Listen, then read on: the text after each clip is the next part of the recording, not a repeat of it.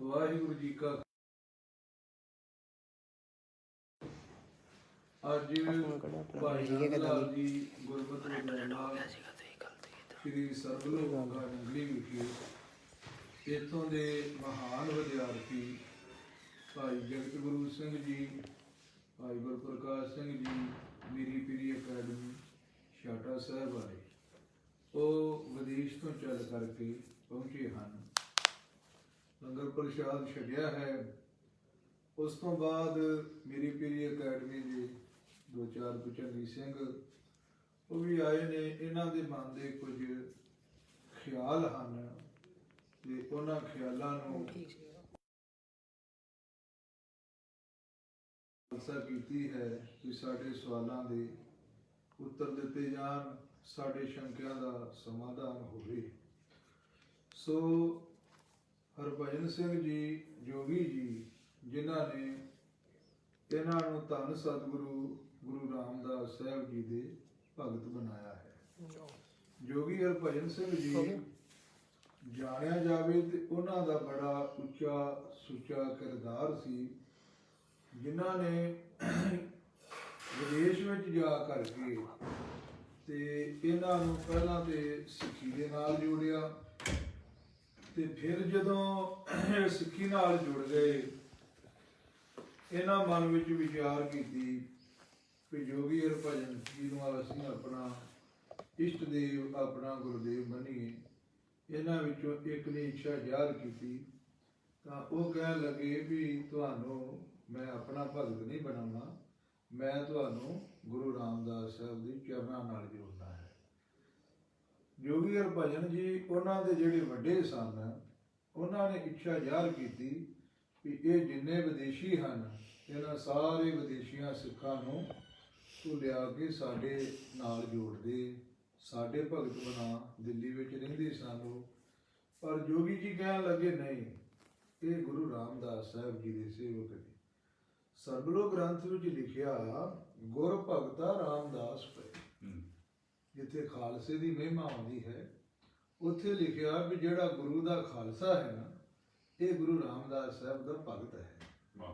ਤਾਂ ਹੀ ਗੁਰੂ ਰਾਮਦਾਸ ਸਾਹਿਬ ਜੀ ਵਾਸਤੇ ਇੰਨੀਆਂ ਕੁਰਬਾਨੀਆਂ, ਜਿੰਨੇ ਵੀ ਯੁੱਧ ਜਹਾਦ ਹੋਏ ਨੇ ਸਿੱਖ ਧਰਮ ਵਿੱਚ, ਅਰਧ ਤੋਂ ਵੱਧ ਜਿਹੜੀਆਂ ਕੁਰਬਾਨੀਆਂ ਹਨ ਉਹ ਸੱਚਖੰਡ ਸ੍ਰੀ ਹਰਿਮੰਦਰ ਸਾਹਿਬ ਵਾਸਤੇ। ਹਾਂਜੀ, ਸੋ ਜੋਗੀ ਜੀ ਨੇ ਇਹਨਾਂ ਨੂੰ ਗੁਰੂ ਰਾਮਦਾਸ ਸਾਹਿਬ ਦੇ ਭਗਤ ਬਣਾਇਆ। ਉੱਥੇ ਕੀਰਤਨ ਵੀ ਕਰਦੇ ਨੇ, ਜਾ ਕਰਕੇ ਸੱਚਖੰਡ ਸ੍ਰੀ ਹਰਿਮੰਦਰ ਸਾਹਿਬ ਵਿੱਚ ਕੀਰਤਨ ਦੀ ਹਾਜ਼ਰੀ ਭਰਦੇ ਨੇ ਤੇ ਗੁਰੂ ਮਹਾਰਾਜ ਸਾਹਿਬ ਜੀ ਦੀਆਂ ਪਰਿਕਰਮਾ ਵਿੱਚ ਵੀ ਸੇਵਾ ਕਰਦੇ ਨੇ। ਸੋ ਪਹੁੰਚੇ ਨੇ ਤੇ ਮੈਂ ਹੁਣ ਇਹਨਾਂ ਨੂੰ ਕਹਾਂਗਾ ਵੀ ਤੁਸੀਂ ਆਪਣੇ ਸਵਾਲ ਜਿਹੜੇ ਆ ਉਹ ਰੱਖੋ ਤੇ ਆਪਾਂ ਉਹਨਾਂ ਉੱਪਰ ਵਿਚਾਰ ਗੋਸ਼ਟੀ ਕਰਦੇ ਹਾਂ।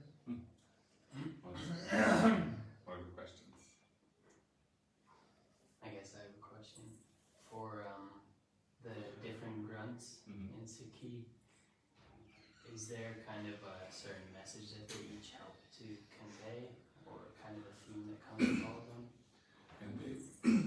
ਸਿੱਖ ਧਰਮ ਦੇ ਵਿੱਚ ਕਈ ਗ੍ਰੰਥ ਹੈਗਾ, ਉਹਦਾ ਮਤਲਬ ਕੀ ਹੈ? ਕਿਉਂਕਿ ਜਿਸ ਤਰ੍ਹਾਂ ਸ੍ਰੀ ਗੁਰੂ ਗ੍ਰੰਥ ਸਾਹਿਬ ਜੀ ਦਾ ਹੈ ਤੇ ਸ੍ਰੀ ਦਸਮ ਗੁਰੂ ਗ੍ਰੰਥ ਸਾਹਿਬ ਜੀ ਹੈ, ਸਰਬਲੋਕ ਗ੍ਰੰਥ ਹੈ, ਉਹਨਾਂ ਦਾ ਕੀ ਮੇਨ ਪੁਆਇੰਟ ਹੈ ਔਰ ਉਹ ਉਹਨਾਂ ਨੂੰ ਕੀ ਦਿੰਦੇ ਸਿੱਖਾਂ ਨੂੰ? ਜਿਵੇਂ ਹਿੰਦੂ ਧਰਮ ਦੇ ਵਿੱਚ, ਸਨਾਤਨ ਧਰਮ ਦੇ ਵਿੱਚ 4 ਵੇਦ ਨੇ, ਉਹਨਾਂ ਵੇਦਾਂ ਦੀ ਵਿਆਖਿਆ 6 ਸ਼ਾਸਤਰ ਕਰਦੇ ਨੇ। 6 ਸ਼ਾਸਤਰਾਂ ਨੂੰ ਸੁਲਝਾਉਣ ਲਈ, ਉਹਨਾਂ ਦੇ ਗੁੱਝੇ ਭੇਦ ਸਮਝਾਉਣ ਵਾਸਤੇ ਅੱਗੇ 18 ਪੁਰਾਣ ਬਣੇ ਹੋਏ ਨੇ। ਉਹਨਾਂ ਵਿੱਚ ਸਟੋਰੀਆਂ ਨੇ, ਸਟੋਰੀਆਂ ਰਾਹੀਂ ਜੋ ਵੇਦਾਂ ਦਾ ਗੁੱਝਾ ਭੇਦ ਹੈ ਜਾਂ ਵੇਦਾਂ ਦਾ ਸਿਧਾਂਤ ਹੈ, ਜੋ ਵੇਦਾਂ ਦਾ ਮੰਨਣਾ ਹੈ, ਉਹਨੂੰ ਉਹ ਸਮਝਾਉਂਦੇ ਨੇ। ਇਸੇ ਤਰ੍ਹਾਂ ਧੰਨ ਗੁਰੂ ਗ੍ਰੰਥ ਸਾਹਿਬ ਜੀ ਮਹਾਰਾਜ ਸੱਚੇ ਪਾਤਸ਼ਾਹ ਜੀ ਤੇ ਉਹਨਾਂ ਦਾ ਜੋ ਸਿਧਾਂਤ ਹੈ, ਉਹਦੀ ਵਿਆਖਿਆ ਦਸਮ ਗ੍ਰੰਥ ਸਾਹਿਬ, ਸਰਬਲੋਕ ਗ੍ਰੰਥ ਸਾਹਿਬ ਕਰਦੇ ਆ। ਜੋ ਦਸਮ ਗੁਰੂ ਗ੍ਰੰਥ ਸਾਹਿਬ ਦੇ ਵਿੱਚ ਕੁਝ ਗੱਲਾਂ ਗੁਪਤ ਨੇ। ਦੇਖੋ, ਗੁਰੂ ਗ੍ਰੰਥ ਸਾਹਿਬ ਜੀ ਉਹ ਕਹਿੰਦੇ ਨੇ ਅਕਾਲ ਪੁਰਖ ਨਾਲ ਜੁੜ, ਅਕਾਲ ਪੁਰਖ ਨੇ ਸਾਰਿਆਂ ਨੂੰ ਪ੍ਰਗਟ ਕੀਤਾ। ਤੁਸੀਂ ਦਸਮ ਗ੍ਰੰਥ ਸਾਹਿਬ ਦੇ ਵਿੱਚੋਂ ਪੜ੍ਹਿਆ ਹੈ ਬਚਿੱਤਰ ਨਾਟਕ ਤੇ ਪੜ੍ਹਿਆ ਹੈ ਜਿਹੜੇ ਅਵਤਾਰਾਂ ਦੀ ਕਥਾ ਹੈ। ਕਿਸੇ ਵੀ ਅਵਤਾਰ ਦੇ ਬਾਰੇ ਜਦੋਂ ਆਉਂਦਾ ਹੈ ਤਾਂ ਕਹਿੰਦੇ ਜਦੋਂ ਧਰਤੀ ਉੱਪਰ ਬਹੁਤ ਜ਼ਿਆਦਾ ਪਾਪ ਵੱਧ ਗਿਆ, ਧਰਤੀ ਨੇ ਅਕਾਲ ਪੁਰਖ ਨੂੰ ਪੁਕਾਰ ਕੀਤੀ ਅਤੇ ਅਕਾਲ ਪੁਰਖ ਨੇ ਵਿਸ਼ਨੂੰ ਨੂੰ ਕਿਹਾ ਜਾ ਦੁਨੀਆ ਉੱਪਰ ਤੂੰ ਰਾਮ ਅਵਤਾਰ ਧਾਰ, ਤੂੰ ਕ੍ਰਿਸ਼ਨ ਅਵਤਾਰ ਧਾਰ। ਦਸਮ ਦੀ ਬਾਣੀ ਵਿੱਚ ਸਾਰੇ ਅਵਤਾਰਾਂ ਦਾ ਜ਼ਿਕਰ ਹੈ। ਉਹ ਅਕਾਲ ਪੁਰਖ ਨੇ ਕਿਹੜਾ ਅਵਤਾਰ ਧਾਰਿਆ ਉਹ ਸਰਵਗੁਰੂ ਗ੍ਰੰਥ ਵਿੱਚ ਹੈ। ਅਕਾਲ ਪੁਰਖ ਨੇ ਸਰਵਗੁਰੂ ਅਵਤਾਰ ਧਾਰਨ ਕੀਤਾ ਔਰ ਜੋ ਸਾਡੇ ਦਸਾਂ ਗੁਰੂਆਂ ਦੇ ਜੀਵਨ ਨੇ ਉਹ ਸਾਨੂੰ ਸੂਰਜ ਪ੍ਰਕਾਸ਼, ਮਹਿਮਾ ਪ੍ਰਕਾਸ਼, ਪੰਥ ਪ੍ਰਕਾਸ਼, ਗੁਰਬਿਲਾਸ ਉਹਨਾਂ ਵਿੱਚ ਮਿਲਦੀ ਹੈ। ਇੰਨੀ ਗੱਲ ਦੱਸ। Just like in the Hindu Dharma, there's the 4 Vedas, then you have the 6 Vedavad Shastra, ਛੇ ਸ਼ਾਸਤਰ 6 Shastra, the 6 Shastras, and they're to explain and further give the teachings of the Vedas in a more wide way so that people can understand, a more simple way so that people can understand them. Then there's the 18 Purans, and they tell the stories of all of the culture and all of the ins and outs and the more hidden things that can be found in the Vedas, but in a way that's much more easy to grasp because the Vedas are really condensed, and then the Shastras open that up more, and then the Quran even more.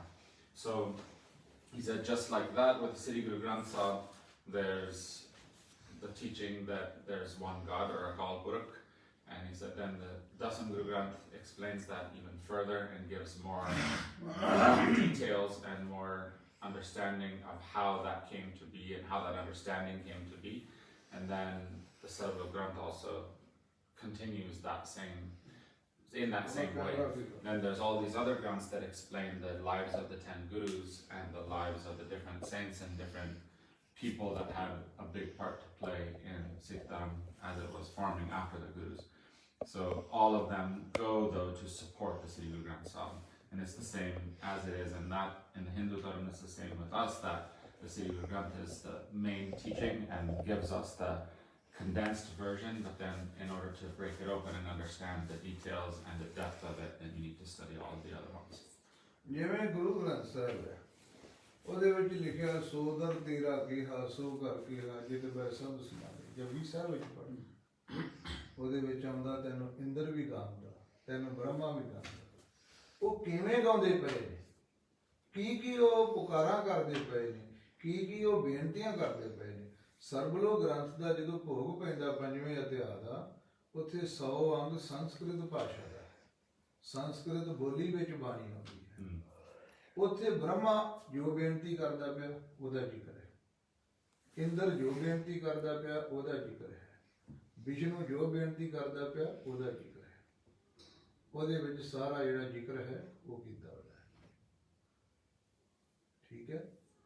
ਸੋ ਜੋ ਗੁਰੂ ਗ੍ਰੰਥ ਸਾਹਿਬ ਜੀ ਆ ਉਹਦਾ ਵਿਆਖਿਆ ਹੈ, explain ਹੈ ਸਰਬਲੋ ਬਾਣੀ ਔਰ ਦਸਮ ਬਾਣੀ ਕਰਦੀ ਹੈ।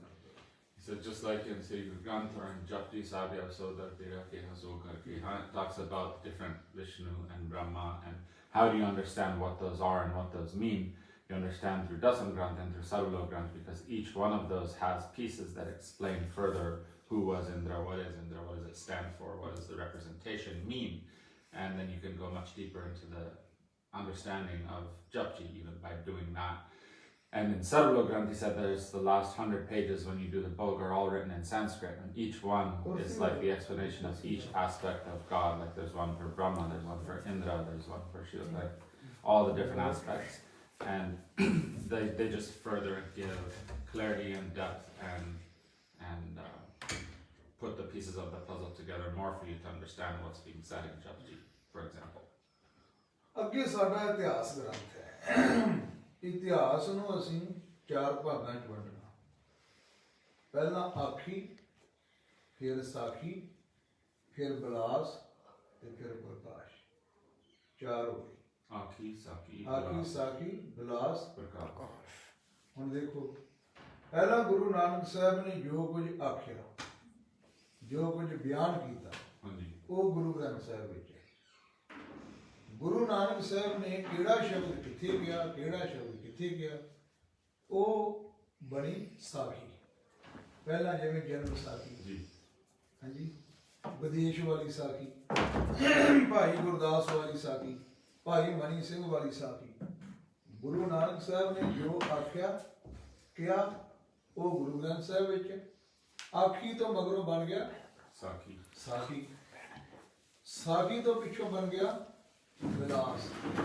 ਜਿਵੇਂ ਗੁਰਬਿਲਾਸ ਪਾਤਸ਼ਾਹੀ ਛੇਵੀਂ, ਗੁਰਬਿਲਾਸ ਪਾਤਸ਼ਾਹੀ 10ਵੀਂ, ਵਿਲਾਸ ਆ ਗਏ। ਬਿਲਾਸ ਦਾ ਮਤਲਬ ਵਿਲਾਸ ਮਤਲਬ ਕੌਤਕ, ਜੋ ਗੁਰੂ ਨੇ ਕੌਤਕ ਕੀਤੇ। ਕੌਤਕ ਮਤਲਬ ਅਨੋਖੇ ਕੰਮ। ਅਨੋਖੇ ਕੰਮ ਕਿਹਨੇ, ਅਨੋਖਾ ਕੰਮ ਕਿਹਨੂੰ ਕਹੋਗੇ? ਪਤਾ ਨਹੀਂ। Different work. ਹਾਂ Different work. ਡਿਫਰੈਂਟ ਵਰਡ, ਅਨੋਖੇ ਕੰਮ। ਅਨੋਖੇ ਕੰਮ। ਉਸ ਤੋਂ ਬਾਅਦ ਆ ਜਾਂਦਾ ਪ੍ਰਕਾਸ਼, ਜਿਵੇਂ ਨਾਨਕ ਪ੍ਰਕਾਸ਼, ਸੂਰਜ ਪ੍ਰਕਾਸ਼, ਮਹਿਮਾ ਪ੍ਰਕਾਸ਼, ਪੰਥ ਪ੍ਰਕਾਸ਼, ਅੱਗੇ ਗ੍ਰੰਥ ਹੈ।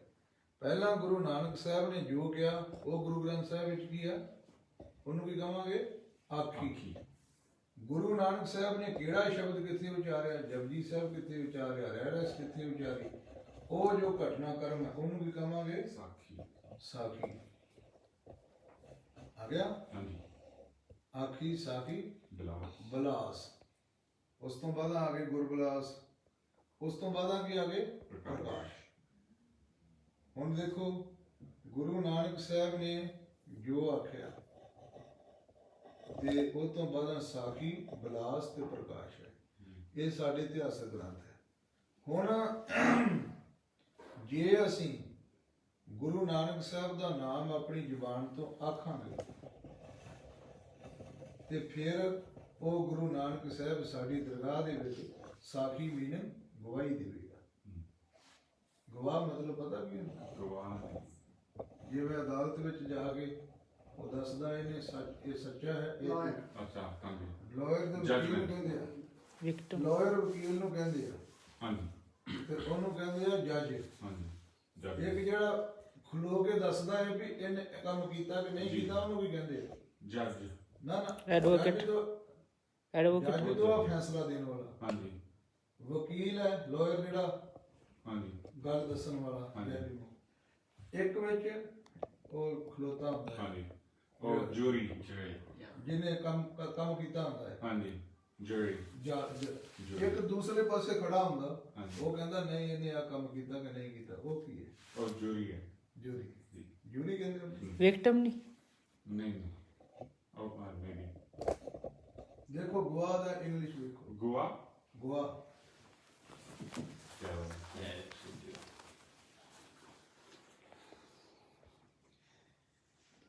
Yeah, the person who has the complaint. ਗਵਾਹ। ਹਾਂਜੀ। ਜਦੋਂ ਤੁਸੀਂ ਗੁਰੂ ਨਾਨਕ ਦੇ ਬੋਲ ਆਪਣੀ ਜ਼ੁਬਾਨ ਤੋਂ ਆਖੋਗੇ, ਹਾਂਜੀ। ਕਹੋਗੇ, ਬੋਲੋਗੇ ਗੁਰੂ ਨਾਨਕ ਦੀ ਬਾਣੀ ਜਪਜੀ ਸਾਹਿਬ, ਤੇ ਉਹ ਗੁਰੂ ਨਾਨਕ ਤੁਹਾਡਾ ਗਵਾਹ ਬਣ ਜਾਏਗਾ ਰੱਬ ਦੀ ਦਰਗਾਹ। ਫਿਰ ਦੁਨੀਆ ਦੇ ਉੱਪਰ ਤੁਹਾਡੇ ਕੌਤਕ, ਤੁਹਾਡੇ ਕੰਮ ਅਨੋਖੇ ਹੋ ਜਾਣਗੇ, ਜਿਵੇਂ ਮਹਾਂਪੁਰਖਾਂ ਦੇ ਹੁੰਦੇ ਆ। ਤੁਹਾਡੇ ਹਿਰਦੇ ਵਿੱਚ ਪ੍ਰਕਾਸ਼ ਹੋ ਜਾਵੇਗਾ, ਗਿਆਨ ਦਾ ਪ੍ਰਕਾਸ਼ ਹੋ ਜਾਵੇਗਾ। ਮਤਲਬ ਉਹ ਗ੍ਰੰਥਾਂ, ਜਿਵੇਂ ਗ੍ਰੰਥ ਲਿਖੇ ਗਏ ਨਾ, ਆਖੀ, ਸਾਖੀ, ਬਿਲਾਸ ਤੇ ਪ੍ਰਕਾਸ਼। ਜੀ। ਇਦਾਂ ਹੀ ਜਦੋਂ ਤੁਸੀਂ ਗੁਰੂ ਨਾਨਕ ਦੀ ਬਾਣੀ ਆਪਣੀ ਜ਼ੁਬਾਨ ਤੋਂ ਕੀ ਆਖੀ, ਆਖੇ। ਬੋਲੋ ਸਤਨਾਮ ਸ਼੍ਰੀ ਵਾਹਿਗੁਰੂ। ਸਤਨਾਮ ਸ੍ਰੀ ਵਾਹਿਗੁਰੂ। ਗੁਰੂ ਨਾਨਕ ਤੁਹਾਡਾ ਕੀ ਬਣੇਗਾ? ਸਾਖੀ ਮੀਨ ਗਵਾਹ। ਗਵਾਹ। ਰੱਬ ਦੀ ਦਰਗਾਹ ਵਿੱਚ ਜਾ ਕੇ ਕਹੇਗਾ ਨਹੀਂ ਇਹ ਬੰਦਾ ਸੱਚਾ ਹੈ, ਇਹਨੂੰ ਛੱਡ ਦਿਓ। ਵਿਟਨੈਸ। ਵਿਟਨੈਸ, ਇਹਨੂੰ ਛੱਡ ਦਿਓ। ਹਾਂਜੀ। ਉਹ ਵਿਟਨੈਸ ਬਣੇਗਾ। ਹਾਂਜੀ। ਜਦੋਂ ਉਹ ਰੱਬ ਵਿਟਨੈਸ ਬਣ ਗਿਆ ਤੇ ਫਿਰ ਤੁਹਾਡੇ ਦੁਨੀਆ ਉੱਪਰ ਕੰਮ ਅਨੋਖੇ ਹੋ ਜਾਣਗੇ। ਕਹਿਣਗੇ ਸੰਤ ਨੇ ਇਹ ਜੋ ਮਰਜ਼ੀ ਕਰ ਸਕਦੇ, ਜੀ। ਤੁਹਾਡੇ ਹਿਰਦੇ ਵਿੱਚ ਗਿਆਨ ਦਾ ਪ੍ਰਕਾਸ਼ ਹੋ ਜਾਵੇਗਾ। ਇਹ ਦੱਸੋ। So we have, after these granths, then we have what's called Ityasik Granth or historic granths. And there's 4 different sections of that teaching. First is Akhi, like he uses the example of Guru Nanak, what Guru Nanak said. So Japji, Japji was what he said, and that's how we get the history and the understanding of Guru Nanak. Then the second part would be the Sakhi, or the story, or the modality of how to apply what he said. Because first there's what he said, then there's how to apply it, then Bilas, then Prakash. Then it becomes fully fruit. You get the fruit of that practice and what Guru Nanak said in the end. He used the example of if you practice Guru Nanak's word and say, or like chant the word like Satanam Vaheguru or Japji Sahib like Guru Nanak gave, then you've done the Aki part because you're repeating what Guru Nanak said.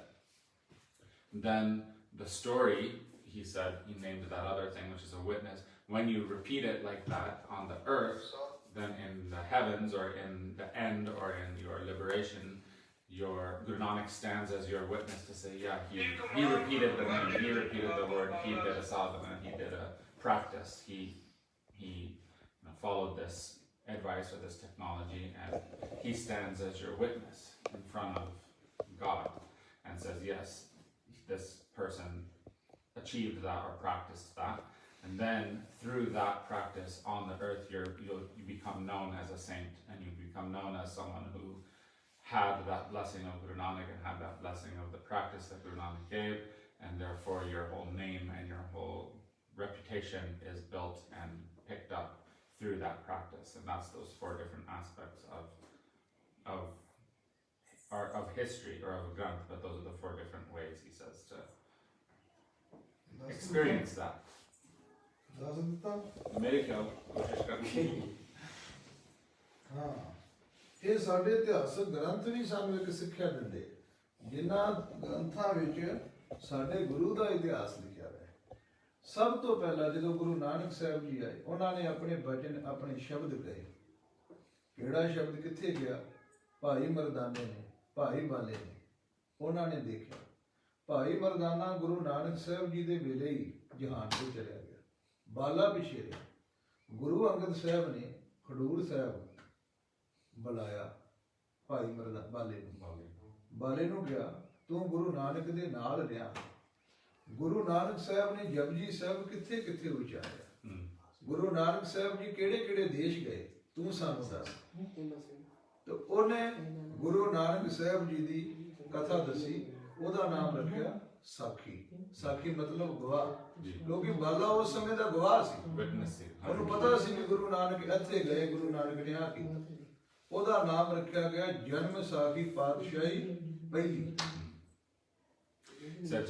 So when Guru Nanak died, Mardana also, and Mardana and Bala were with him throughout his life as his main witnesses or his main seladars and students.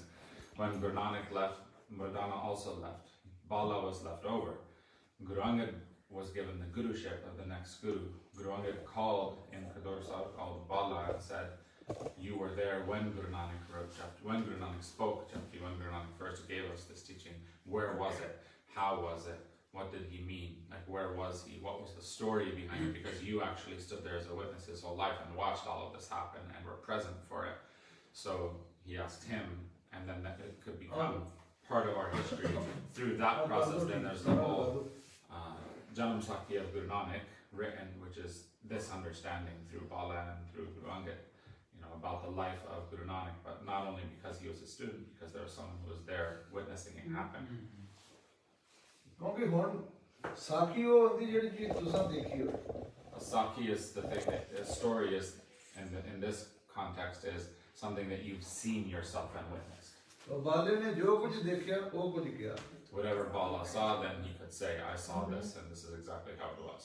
ਉਹ ਬਣ ਗਿਆ ਸਾਖੀ, ਉਹਨੂੰ ਕਿਹਾ ਜਨਮ ਸਾਖੀ। That became Guru the Nanak Janam ਸਾਹਿਬ ਦੇ ਜਨਮ ਤੋਂ ਲੈ ਕੇ ਕਥਾ, ਉਹਨੂੰ ਕਹਿੰਦੇ ਜਨਮ ਸਾਖੀ। That became the Janam Sakhi of Guru Nanak, and all of the katha about him. That is one of our historic granths. ਉਹ ਜਨਮ ਸਾਖੀ ਤੋਂ ਪਿੱਛੋਂ ਬਣਿਆ ਬਿਲਾਸ। After the Janam Sakhi, then was made the ਬਿਲਾਸ ਮੈਨੇ ਡਿਫਰੈਂਟ ਵਰਕ, ਜਿਹਦੇ ਵਿੱਚ ਵੱਖਰੇ ਅਨੋਖੇ ਕੰਮਾਂ ਦਾ ਜ਼ਿਕਰ ਹੋਵੇ। Something that's different from that original. ਫਿਰ ਉਹ ਗੁਰਸਿੱਖਾਂ ਨੇ ਲਿਖੀ ਗੁਰਬਿਲਾਸ ਪਾਤਸ਼ਾਹੀ ਛੇਵੀਂ, ਗੁਰਬਿਲਾਸ ਪਾਤਸ਼ਾਹੀ ਦਸਵੀਂ। ਗੁਰੂ ਦੇ ਦੁਨੀਆ ਨਾਲੋਂ ਅਨੋਖੇ ਕੌਤਕ ਉਹਨਾਂ ਨੇ ਲਿਖੇ। What are the different original pieces and parts of what the Guru gave, they're written in these different ways. There's देखो, the last Pacha, Chevi about the ਜਿਹੜਾ ਕੰਮ Guru Gobind Singh. ਜਿਹੜਾ ਕੰਮ ਇੱਕ ਦੂਜੇ ਨਾਲ ਮਿਲਦਾ ਹੋਵੇ ਉਹ ਕਦੇ ਨਹੀਂ ਦੱਸਿਆ ਜਾਂਦਾ। ਜਿਵੇਂ ਮੈਂ ਰੋਟੀ ਖਾਣਾ ਤੁਸੀਂ ਵੀ ਖਾਂਦੇ, ਇਹ ਕਿਸੇ ਨੂੰ ਕੀ ਦੱਸਾਂ? ਜੇ ਹੁਣ ਕੋਈ ਮੇਰੀ ਮਹਿਮਾ ਹੀ ਕਰੂਗਾ ਜਾਂ ਤੁਹਾਡੀ ਮਹਿਮਾ ਨਾ ਕਰਾਂ, ਮੈਂ ਕਹਾਂਗਾ ਜਗਤ ਗੁਰੂ 2 ਵਜੇ ਉੱਠਦਾ, ਉੱਠ ਕੇ ਨਾਮ ਜਪਦਾ, ਕਲਾਸ ਲਗਾਉਂਦਾ, ਮਤਲਬ ਡਿਫਰੈਂਟ। ਤੇ ਜੇ ਮੈਂ ਕਹਾਂ ਵੀ ਜਗਤ ਗੁਰੂ ਉੱਠਦਾ, ਮੂੰਹ ਧੋਂਦਾ, ਨਹਾਉਂਦਾ, ਰੋਟੀ ਖਾਂਦਾ, ਇੱਧਰ ਜਾਂਦਾ, ਤਾਂ ਸਾਰੀ ਦੁਨੀਆ ਕਰਦੀ ਜਗਤ ਗੁਰੂ ਨੇ ਕੀ ਅਨੋਖਾ ਕੀਤਾ? ਉਹ ਵਿਲਾਸ ਨਹੀਂ ਹੈ। ਵਿਲਾਸ ਹੈ ਜੋ ਆਮ ਦੁਨੀਆ ਨਾ ਕਰੇ ਤੇ ਸਾਡਾ ਗੁਰੂ ਕਰੇ, ਉਹਨੂੰ ਵਿਲਾਸ ਕਰੇ। He explains what is Bilas. Bilas is, so look, if both of us are sitting, I'm eating food, you're eating food, we wouldn't tell everyone they ate food. Like, who cares? That's nothing special, that's nothing different. Bilas is those things that separate you from the normal and from the routine. So those things that the Guru did, which were much, kind of further and deeper and different than what the normal person was. So he said, for example, I know you and I'm writing about you. I say, well, he gets up at 2 a.m. every day and he takes his Ishnan and he does part and he meditates specially and he does this practice and that practice. Those things separate you from the normal person and the average person. That would be Bilas. ਉਹਨੂੰ ਵਿਲਾਸ ਕਹਿੰਦੇ। ਉਸ ਤੋਂ ਅੱਗੇ ਆਉਂਦਾ ਪ੍ਰਕਾਸ਼। After that comes Prakash, ਫਿਰ ਜਿਹੜੇ ਗ੍ਰੰਥ ਆਏ ਜਿਵੇਂ ਨਾਨਕ ਪ੍ਰਕਾਸ਼, like Nanak ਗੁਰ Prakash, ਪ੍ਰਤਾਪ ਸੂਰਜ, Gurupta Suri. ਜਿਵੇਂ ਪੰਥ ਪ੍ਰਕਾਸ਼, ਮਹਿਮਾ ਪ੍ਰਕਾਸ਼, ਇਹ ਗ੍ਰੰਥ। ਪ੍ਰਕਾਸ਼ ਮਤਲਬ ਪ੍ਰਗਟ। ਸਾਡੇ ਗੁਰੂ ਨੇ ਦੁਨੀਆ ਉੱਪਰ ਅਨੋਖੇ ਕੌਤਕ ਕਰਕੇ, ਅਨੋਖੇ ਕੰਮ ਕਰਕੇ ਕੀ ਪ੍ਰਗਟ ਕੀਤਾ, ਕੀ ਸਿੱਖਿਆ ਦਿੱਤੀ? When those things that the Guru did that were unique and special and different, those teachings and those experiences which the Guru brought to us, how do you bring those into reality? How do you make them happen? How do you bring them to life? ਜੋ ਕੁਝ ਸਾਡੇ ਗੁਰੂ ਨੇ ਕੀਤਾ ਤੇ ਉਹਨਾਂ ਨੂੰ ਫਿਰ 4 ਭਾਗਾਂ 'ਚ ਵੰਡਿਆ। ਪਹਿਲਾਂ ਆਖੀ, ਫਿਰ ਸਾਖੀ, ਫਿਰ ਵਿਲਾਸ, ਫਿਰ Prakash. ਪ੍ਰਕਾਸ਼। ਇਹ 4 ਪ੍ਰਕਾਰ ਦੇ ਗ੍ਰੰਥ ਨੇ। ਲੱਗਿਆ ਪਤਾ? You understand that? Yeah. ਹੋਰ ਸਵਾਲ ਕਰੋ। I guess would be when reciting Bani, is there something specific? Is there one thing that I should be focusing on, like my pronunciation or my? ਜਦੋਂ ਪਾਠ ਕਰਦੇ ਕੋਈ ਵੀ ਉਹ ਧਿਆਨ ਕਿੱਥੇ ਲਾਉਣਾ, ਕੋਈ ਸਪੈਸ਼ਲ ਪਲੇਸ ਤੇ ਲਾਉਣਾ ਕਿ ਪ੍ਰੋਨਾਂਸੀਏਸ਼ਨ ਤੇ ਲਾਉਣਾ ਕਿ ਜਾਂ ਜਦੋਂ ਪਾਠ ਕਰਨਾ ਧਿਆਨ ਅਵਸਥਾ ਨਾਲ ਲੱਗਦਾ, ਮਤਲਬ ਧਿਆਨ ਅਸੀਂ ਸਾਡੀ ਸੁਰਤ, ਸਾਡੀ ਬੁੱਧੀ ਕਿੰਨੀ ਕੁ ਸਿਆਣੀ ਹੈ, ਕਿੰਨੀ ਕੁ ਨਿਰਮਲ ਹੈ। ਮੈਂ ਮੈਡੀਟੇਸ਼ਨ ਕਰਦੇ ਹਾਂ ਤਾਂ ਉਹ ਇਹ ਨਹੀਂ ਵੀ ਹਰੇਕ ਬੰਦਾ ਇਹ ਮੈਡੀਟੇਸ਼ਨ ਕਰੇਗਾ, ਉਹ ਹੋਏਗਾ ਕਿ ਇਹ ਚੱਲਿਆ ਕਿੰਨੇ ਸਮੇਂ ਦਾ ਹੈ। ਐਸੇ ਤਰ੍ਹਾਂ ਪਹਿਲਾਂ ਜਦੋਂ ਆਪਾਂ ਗੁਰਬਾਣੀ ਪੜ੍ਹਨੀ, ਮਨ ਨੂੰ ਟਿਕਾਉਣ ਲਈ ਧਿਆਨ ਅੱਖਰਾਂ ਵਿੱਚ ਟਿਕਾਓ। the first thing when you start practicing and reading your Bani, in order to keep your mind focused, you have to put your attention on the words, on the ਜਿਵੇਂ letters. ਸਤਨਾਮ, ਕਿ ਮੈਂ ਸਤਸਾ ਤਤਾ ਨੰਨਾ ਮੰਮਾ, ਉੱਥੇ ਧਿਆਨ ਟਿਕਾਓ ਤੇ ਉਹਨੂੰ ਬੋਲਣਾ ਕਿਵੇਂ, ਇੱਕ ਇੱਕ ਮਾਤਰਾ ਕਿਵੇਂ ਬੋਲਣੀ ਹੈ, ਸ ਕਿਵੇਂ ਬੋਲਣਾ, ਸਤਿਨਾਮ, ਮੈਂ ਮਤਲਬ ਉਹਨੂੰ ਜੋ ਠੀਕ ਬਣਦਾ ਹੈ ਉਹਨੂੰ ਬੋਲਣਾ ਕਿਵੇਂ, ਉਹ ਇਸ ਤਰੀਕੇ ਨਾਲ ਧਿਆਨ ਟਿਕਾਓ। That's how you have to put your focus and your attention when you're reading them, is first of all on those words, so that you can keep your mind contained on each letter, not word, on each letter and each grammar, each akkar, so that you can understand and say it and pronounce it correctly first. ਫਿਰ ਜਦੋਂ ਅਰਥ ਸਮਝਣ ਆਉਣ ਲੱਗ ਪੈਣ, ਗੁਰਬਾਣੀ ਦੇ ਅਰਥਾਂ ਦੀ ਸਮਝ ਆਵੇ, ਫਿਰ ਧਿਆਨ ਗੁਰਬਾਣੀ ਦੇ ਅਰਥਾਂ ਵਿੱਚ ਟਿਕਾਓ। Then when you start to slowly understand a little bit about the meaning of the Bani that you're reading, then your focus can start to go deeper into that meaning. ਫਿਰ ਧਿਆਨ ਟਿਕਾਓ ਰਿਦਮ, ਜਿਵੇਂ ਉਹਦੀ ਧੁਨੀ, ਜਿਵੇਂ ਇੱਕ ਓੰਕਾਰ Satnam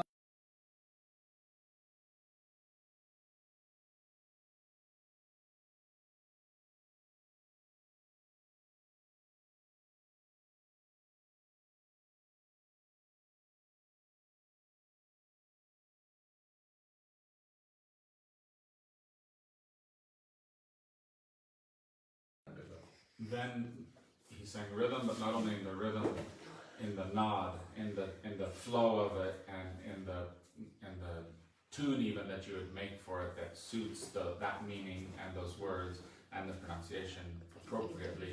Your focus starts to go into that. ਫਿਰ ਉਹ ਧੁਨੀ ਨੂੰ ਹੀ ਗੁਰੂ ਬਣਾਓ। Then through that rhythm and through that sound and through that nod, you become the guru.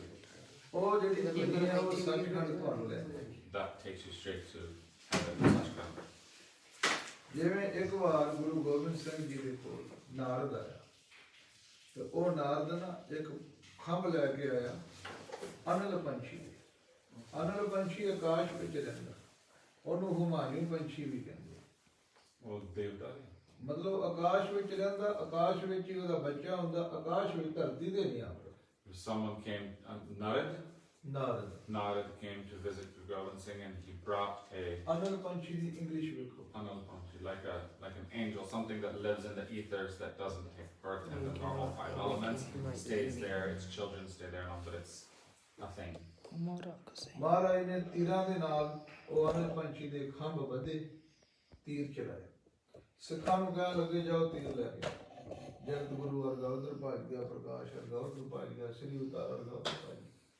ਤੀਰ ਆਇਆ ਕੋਈ ਨਾ, ਧਰਤੀ ਉੱਪਰ ਡਿੱਗਾ ਹੀ ਨਹੀਂ। ਜਿਹੜਾ ਇੱਕ ਵਾਰ ਤੀਰ ਚੱਲਿਆ ਉਹ ਮੁੜ ਧਰਤੀ ਤੇ ਡਿੱਗਾ। ਉਹ ਕੀ ਕੀਤਾ ਸੀ ਪਹਿਲਾਂ ਤੀਰ ਦੇ ਨਾਲ? ਇਹਨਾਂ ਤੀਰ ਦੇ ਨਾਲ ਜਿਹੜੇ ਖੰਭ ਲੈ ਕੇ ਆਇਆ, ਹਾਂਜੀ। ਉਹਨਾਂ ਖੰਭਾਂ ਨੂੰ ਬੱਧਾ। ਅੱਛਾ। That thing which he brought to him to see the Guru, Guru Gobind Singh took it and attached it to an arrow, and took the arrow and shot it, and he told all of the people who were around him, go and find that arrow. And they all went searching for the arrow, and they couldn't find it anywhere. It went up, but it never came down. ਉਹ ਜਦੋਂ ਚਲਾਏ ਉਹ ਧਰਤੀ ਦੇ ਨਾਲ ਆਏ। It didn't come down to the earth. ਸਿੱਖਾਂ ਨੇ ਪੁੱਛਿਆ ਮਹਾਰਾਜ ਤੀਰ ਕਿੱਥੇ ਗਏ? The Sikhs all asked Guru Gobind Singh, where ਤੇ did Guru that Gobind arrow Singh go? ਜੀ ਨੇ ਕਿਹਾ, ਕਹਿੰਦੇ ਉਹ ਹਮਾਯੂੰ ਪੰਛੀ ਦੇ ਖੰਭ ਸਨ। ਹਮਾਯੂੰ ਪੰਛੀ ਅਸਮਾਨ ਵਿੱਚ ਰਹਿੰਦਾ ਹੈ। ਉਹ ਖੰਭ ਅਸਮਾਨ ਨੂੰ ਚਲੇ ਗਏ, ਆਪਣੇ ਦੇਸ਼ ਨੂੰ ਚਲੇ ਗਏ, ਤੇ ਤੀਰਾਂ ਨੂੰ ਵੀ ਆਪਣੇ ਦੇਸ਼ ਵਿੱਚ ਲੈ ਗਏ। Then Guru Gobind Singh recognized and said that that belongs to the ether, it does not belong to the earth. So when I attached it to the arrow, it went back to its home. It's not, and it took the arrow along with it. ਇਸੇ ਤਰ੍ਹਾਂ ਗੁਰੂ ਗੋਬਿੰਦ ਸਿੰਘ ਜੀ ਕਹਿੰਦੇ ਜਿਹੜੀ ਸ਼ਬਦ ਹੈ, ਬਾਣੀ ਹੈ, ਇਹ ਸੱਚਖੰਡ ਤੋਂ ਆਈ ਹੈ। In the exact same way Guru Gobind Singh said, the Bani and the Shabad and that word comes from Sachkhand, it doesn't come from the earth. ਉਹ ਬਾਣੀ ਨਾਲ ਜਿਹੜਾ ਆਪਣੀ ਸੁਰਤ ਨੂੰ ਟਿਕਾਵੇਗਾ, ਬਾਣੀ ਨਾਲ ਜਿਹੜੀ ਸੁਰਤ ਹੈ ਉਹਨੂੰ ਜੋੜੇਗਾ। ਇਹ ਬਾਣੀ, ਇਹ ਸ਼ਬਦ, ਇਹ ਧੁਨੀ, ਇਹ ਰਿਦਮ ਸੱਚਖੰਡ ਜਾਵੇਗੀ ਔਰ ਤੁਹਾਨੂੰ ਵੀ ਨਾਲ ਸੱਚਖੰਡ ਲੈ ਜਾਏਗੀ। Just like that Bani, when you take it and with that focus and that attachment and that nod and that sound turn and all of those things he said that you do, you attach it to that Bani, it's going to go to its home, which is the ether, to Sachkhand, and it will bring you along with it and your mind along with it. ਬਾਣੀ ਵਿੱਚ ਲਿਖਿਆ ਸ਼ਬਦ ਗੁਰੂ, ਸੁਰਤ ਤੋਂ ਨਿਕਲਿਆ। ਉਹ ਸ਼ਬਦ ਨੂੰ ਗੁਰੂ ਬਣਾਓ। ਕਿਉਂ ਬਣਾਓ? ਸ਼ਬਦ ਸੱਚਖੰਡ ਵਿੱਚੋਂ ਆਇਆ ਹੈ। ਤੁਸੀਂ ਸੱਚਖੰਡ ਸ਼ਬਦ ਨੂੰ ਗੁਰੂ ਬਣਾਓਗੇ, ਸ਼ਬਦ ਸੱਚਖੰਡ ਜਾਏਗਾ, ਤੁਹਾਨੂੰ ਵੀ ਨਾਲ ਸੱਚਖੰਡ ਲੈ ਜਾਏਗਾ। And that's why the Guru says to make the Shabad your Guru, because the Shabad belongs to Sachkhand, it will go to Sachkhand and it will bring you along with it. ਇਸੇ ਲਈ ਕਹਿੰਦੇ ਨਾ ਮਹਾਰਾਜ ਨੇ ਕਿਹਾ ਗੁਰ ਸ਼ਬਦਾ ਬਤਾ, ਗੁਰੂ ਗ੍ਰੰਥ ਸਾਹਿਬ ਨੂੰ ਗੁਰੂ ਮੰਨੋ।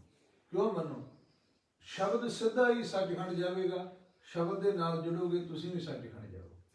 Same way, that's why the Guru said, and made Sri Guru Granth the Shabad Guru, because the recognition was there that that Shabad takes you directly to Sachkhand, and you'll go along with that. You'll be attached to that, and there's no other place to go. It brings you directly there. ਇਹ ਕਸੋ ਨਾ ਹੱਥ ਨਾਲ ਆ ਜਾਵਦਾ shoot ਹੈ। ਇਸੇ ਤਰ੍ਹਾਂ ਜਿਹੜਾ ਕੋਈ ਸੰਤ ਹੁੰਦਾ, ਕੋਈ ਮਹਾਂਪੁਰਖ ਹੁੰਦਾ, ਲੈ ਉਹ ਵੀ ਸੱਚਖੰਡ ਜਾਂਦਾ ਹੈ। ਪਰ ਕਿਵੇਂ? ਜਿਵੇਂ ਮੰਨ ਲਓ ਇਹ ਸੰਤ ਹੈ, ਜਗਤ ਗੁਰੂ ਸੰਤ ਹੈ। ਸੰਤ ਨੇ ਕੀ ਕੀਤਾ? ਆਪਣੀ ਸੁਰਤ ਨੂੰ ਪਹਿਲਾਂ ਜੋੜਿਆ ਸ਼ਬਦ ਦੇ ਨਾਲ। ਸ਼ਬਦ ਦੇ ਨਾਲ ਜਦੋਂ ਸੁਰਤ ਜੁੜ ਗਈ ਸ਼ਬਦ ਵਿੱਚ, ਤੇ ਜਗਤ ਗੁਰੂ ਦੀ ਸੁਰਤ ਦਾ, ਬੁੱਧੀ ਦਾ, ਮਾਈਂਡ ਦਾ ਕੋਈ ਦੋ ਨਹੀਂ ਰਹੇ, ਇੱਕ ਹੋ ਗਏ। ਹੁਣ ਜਦੋਂ ਜਗਤ ਗੁਰੂ ਸੱਚਖੰਡ ਜਾਏਗਾ, ਜਿਹੜਾ ਜਗਤ ਗੁਰੂ ਦੇ ਨਾਲ ਜੁੜਿਆ ਉਹ ਵੀ ਸੱਚਖੰਡ ਚਲੇ ਜਾਏਗਾ। ਉਹਦੇ ਨਾਲ ਕੀ ਹੋਇਆ? ਇਹ ਸ਼ਬਦ ਹੈ, ਇਹ ਮੰਨ ਲਓ ਸ਼ਬਦ ਹੈ, ਇਹ ਸ਼ਬਦ ਦੇ ਨਾਲ ਜਗਤ ਗੁਰੂ ਦੀ ਸੁਰਤ ਜੁੜੀ ਪਹਿਲੇ, ਫਿਰ ਤੁਸੀਂ ਜਗਤ ਗੁਰੂ ਨਾਲ ਜੁੜੇ, ਫਿਰ ਸੱਚਖੰਡ ਗਏ। ਮਤਲਬ ਇੱਕ ਦੋ ਨਾਲ ਜੁੜੇ ਫਿਰ ਗਏ, ਤੇ ਇਹ ਜੇ ਸਿੱਧਾ ਹੀ ਇਹਦੇ ਨਾਲ ਜੁੜ ਜਾਓਗੇ ਤੁਸੀਂ ਚਲੇ ਜਾਓਗੇ। ਹੁਣ ਇਹ ਜੇ ਕੋਈ ਸੰਤ ਇਹਦੇ ਨਾਲ ਜੁੜਿਆ ਹੀ ਨਾ ਹੋਵੇ, ਉਹ ਆਪ ਨਰਕਾਂ ਨੂੰ ਜਾਊਗਾ, ਤੁਹਾਨੂੰ ਨਰਕਾਂ ਨੂੰ ਲੈ ਜਾਏਗਾ। ਇਸ ਲਈ ਸੰਤ ਨਾਲ ਵੀ ਜੁੜਨਾ, ਨਾਲ ਜੁੜਨਾ ਗੁਰੂ ਗ੍ਰੰਥ ਸਾਹਿਬ ਦੇ ਨਾਲ। ਗੁਰੂ ਗ੍ਰੰਥ ਸਾਹਿਬ ਸਾਡਾ ਕੇਂਦਰ ਹੈ। Just like it happens with the Guru, like you explained, that's why we have the help and the blessing of having saints. What happens is a saint, through their consciousness and their effort, merges themselves and links themselves through the Shabad to God and to Guru. Then they die and they are taken directly there, just like when you link with the Shabad.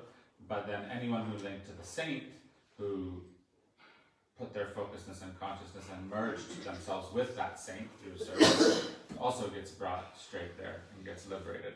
But in the same way, we have to remember that if you link yourself with an idiot or with a sinner or with a person who does not good things, they die and you also go straight to where they're going, which is another hell in the words of the Guru, but it doesn't mean the hell in our Christian sense, but he means that. That's what happens. He says it happens in the positive way, but it can also happen and will also happen in the negative way.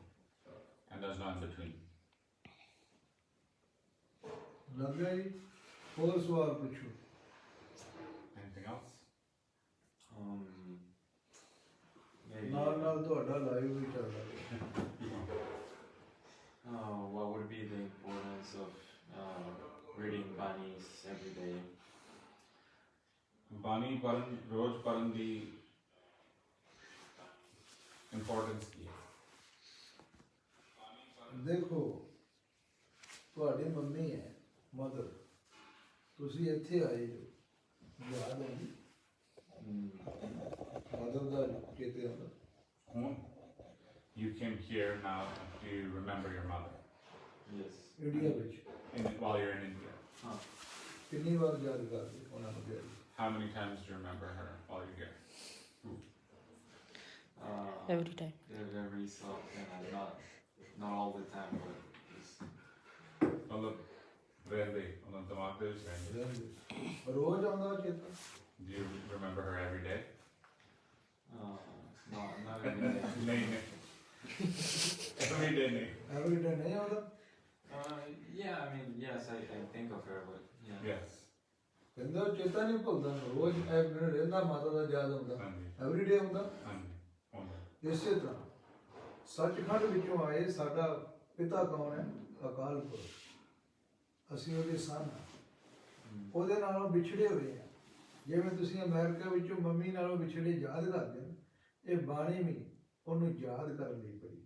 ਇਹ ਬਾਣੀ ਵਿੱਚ ਉਹਨੂੰ ਯਾਦ ਕਰੀਦਾ।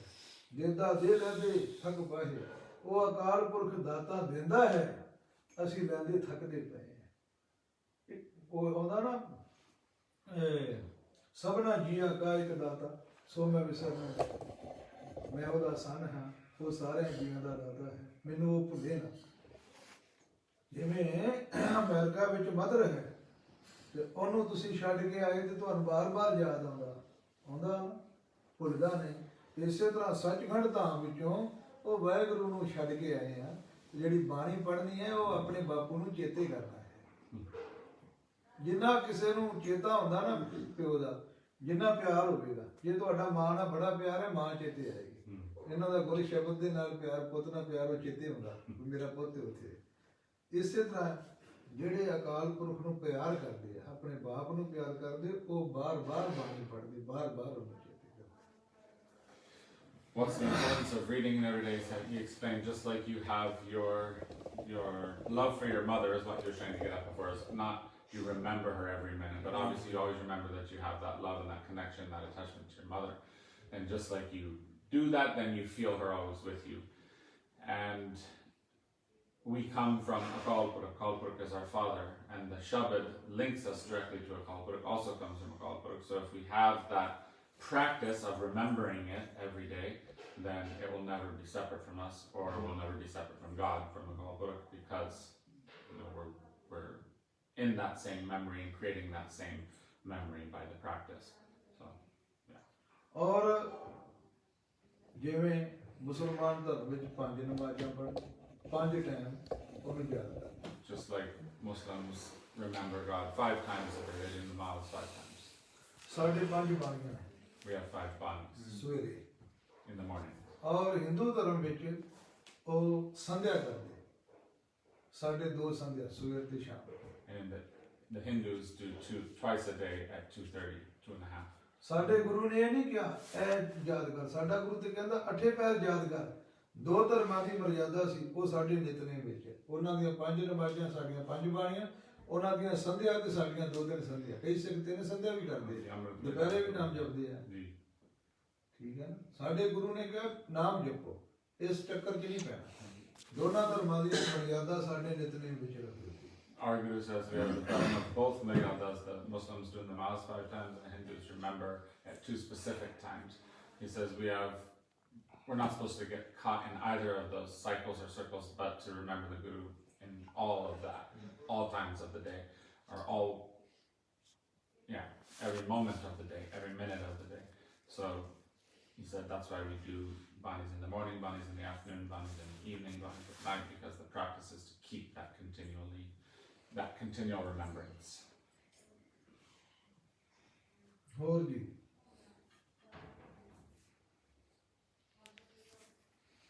any question ਉਹ ਕੰਜਰੀ ਜਾਣਾ ਜਿਹੜਾ ਕੋਈ ਸਵਾਲ ਨਹੀਂ ਪੁੱਛਦਾ ਉਸਤਾਦ ਜੀ ਇੱਕ ਸਵਾਲ ਕਰਾਈ ਸਹੀ ਮਾਇਨੇ ਵਿੱਚ ਵਿਦਿਆਰਥੀ ਦਾ ਅਰਥ ਕੀ ਹੈ ਵਿਦਿਆਰਥੀ ਕਿਵੇਂ ਬਣਿਆ ਜਾ ਸਕਦਾ ਵਿਦਿਆਰਥੀ ਮਤਲਬ ਸਟੂਡੈਂਟ ਨਹੀਂ ਹੈ तो विद्यार्थी का अर्थ है विद्या अर्थी अर्थी माने लोड़वंद जो विद्या का लोड़वंद हो जिन्हों विद्या चाहिए हो वो विद्यार्थी है What is a student? A student is that person that wants or needs or is looking to gain the vidya, the understanding of the technology. और विद्या लई औखे तो औखा काम भी कर देवे अपनी जान तक दे देवे पर विद्या ना छड़े वो विद्यार्थी And that person who will do and go through the most difficult challenges and the most absurd things in order to gain that knowledge and gain that experience, that's a student. इसलिए विद्यार्थी बनना बड़ी औखी गल है So it's very difficult to become a real student. जो विद्या देवे ओदी ते सेवा च रहना विद्या वास्ते औखे तो औखा काम अपनी जान तक देनी पवे जान दे दिए पर विद्या नहीं छड़िए In order to give and get that vidya from the guru or the teacher or whoever it may be, you have to give your soul and your entire being and at all times and go through the most difficult sacrifices that you may consider for yourself in order to really gain that vidya from the teacher. So ये सर्वलो गुंगा नगली में जाए तो ज्ञान चर्चा हो संध्या दे वेले इन्होंने अपने सवाल रखे ਤੇ ਸਵਾਲਾਂ ਦਾ ਇਹਨਾਂ ਨੇ ਆਨੰਦ ਲਿਆ ਇਹਨਾਂ ਦਾ ਸਤਿਗੁਰਾਂ ਨੇ ਬੜੀ ਕਿਰਪਾ ਕੀਤੀ ਸੋ ਸਾਡੇ ਗੁਰਪ੍ਰਕਾਸ਼ ਸਾਹਿਬ ਉਹ ਵੀ ਆਏ ਆ ਇਹਨਾਂ ਦੀ ਸਵਾਲ ਪੁੱਛਣ ਦੀ ਲਾਲਸਾ ਹੀ ਪੂਰੀ ਹੋ ਗਈ ਇਹ ਕਹਿੰਦੇ ਸਾਡੇ ਮਨ 'ਚ ਕੋਈ ਲਾਲਸਾ ਰਹੀ ਉਹ ਸਾਰਾ ਦਸਮ ਗੁਰੂ ਗ੍ਰੰਥ ਸਾਹਿਬ ਭਾਈ ਨੰਦ ਲਾਲ ਸਾਹਿਬ ਦੀ ਬਾਣੀ ਹੋਰ ਅਨੇਕਾਂ ਗ੍ਰੰਥ ਇਹਨਾਂ ਨੇ ਪੜ੍ਹੇ ਤੇ ਹੁਣ ਸਰਬਲੋ ਗ੍ਰੰਥ ਸਾਹਿਬ ਜੀ ਪੜ੍ਹਦੇ ਪਏ ਨੇ ਤੇ ਸ਼ਾਇਦ ਅਧਿਆਤਮ ਪ੍ਰਕਾਸ਼ ਵੀ ਹੁਣ ਆਏ ਨੇ ਤੇ ਜੇ ਲੱਗਾਗਾ ਸਮਾਂ ਤੇ ਉਹਦਾ ਕੁਛ ਨਾ ਕੁਛ ਹਿੱਸਾ ਆਪਾਂ ਵਿਚਾਰਾਂਗੇ ਸੋ ਇਹਨਾਂ ਦੇ ਪੁੱਤਰ ਸ੍ਰੀ ਅਵਤਾਰ ਸਿੰਘ ਆਏ ਆ ਅਮਰ ਸਿੰਘ ਆਏ ਆ ਤੇ ਗੁਰੂ ਅਮਰ ਸਿੰਘ ਆਏ ਆ ਸੋ ਮੈਂ ਇਹਨਾਂ ਨੂੰ ਜੀਓ ਆਇਆ ਕਹਿੰਦਾ ਇਹ ਪਹੁੰਚੇ ਨੇ